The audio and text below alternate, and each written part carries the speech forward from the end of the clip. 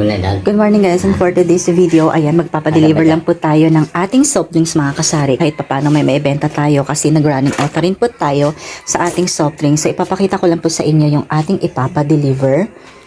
Yan po yung tagahakot ko. So ito lang po yun. Wala yung bote mo Kaya nga eh. Yeah, ito lang yung 3 case ng soft drinks na malalaki. Oo. Ayan, 3 soft drinks na malalaki mga kasari. Tapos, ito po, 2 case ng maliliit. So, ayan po yung tagahakot ko. Masipag po yan maghakot. Kaya, pag wala po yan mga kasari, hindi po ako makakapagpa-deliver ng soft drinks. Kasi, ang hirap po dito maghakot kasari. Kasi, hindi po accessible yung sasakyan dito sa loob. So, pakita ko lang po sa inyo mga kasari yung harapan ko. So, ayan mga kasari. Yan, wala pong daanan. Tao lang po ang pwedeng dumaan dyan mga kasari. Dito sa aking sari-sari store mga kasari. Kasi nasa bundok ako na Antipolo. Papasok pa.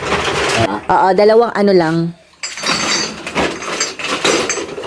Ay, hindi pala. Yat, may mga laman pa pala yan.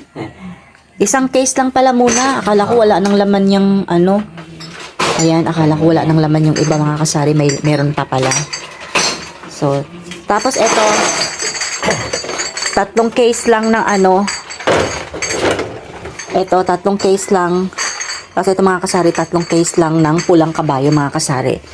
Ayan, ang pinakamahirap kasi dito mga kasari, yung mga bote hindi na naibabalik. Kaya ayan, minsan nagdi-deposit po tayo. Minsan yung iba, masama ang loob pag nanghingi ako ng deposit. Kaya, ayan, minsan pag nainis ako, hindi rin ako nagbibigay sa kanila pag ayaw nilang mag-deposit. Ayan, minsan naman, pag okay naman yung customer ko at binabalik, ayan, pumapayag ako na hindi sila mag-deposit.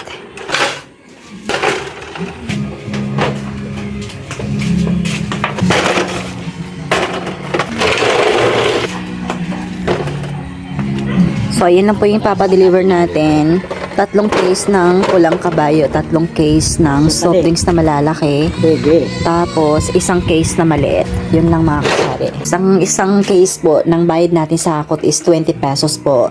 So, yun po yung expenses natin dito. Bali, ang babayaran po natin dito mga kasari is 180 po ang babayaran natin mga kasari sa maghahakot mga kasari. Kasi 20 pesos po ang per case ng hakot mga kasari. So, ganun po ang expenses ng mga soft drinks at alak dito mga kasari pag nagpahakot po tayo. So yun lang mga kasari, kasi lahat po talaga ng kilos dito sa tindahan ko or dito sa lugar ko kung saan ako nakapwesto sa aking munting sari-sari store, lahat po yun mga kasari is may bayad. Mula sa pang-grocery ko hanggang sa pagpapahakot ko para makarating lang dito sa aking tindahan mga kasari. So sobrang dami ng expenses.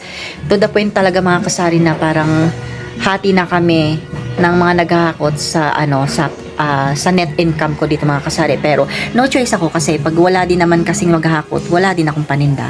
So ganun na lang ang ginagawa ko kasari. Tapos tingnan nyo po sa ko mga kasari, background ko sa likod. Ayan. Halos maubos na rin po yung ating mga powdered na gatas. Pero maglalagay po tayo dyan kasi meron po tayong bagong na pang grocery mga kasari. So ganun lang dito sa tindahan mga kasari. Magpapahakot, mamimili, tapos magpapahakot. Ganun lang ang cycle ng buhay ko dito mga kasari. Kasi kung wala yung maghakot mga kasari, as in wala din po talaga akong ititinda. Iniisip ko na lang din po mga kasari na nakakatulong din po ako talaga sa mga naghakot mga kasari. So, yun lang mga kasari. Thank you for watching and have a nice day. Bye-bye. Ingat.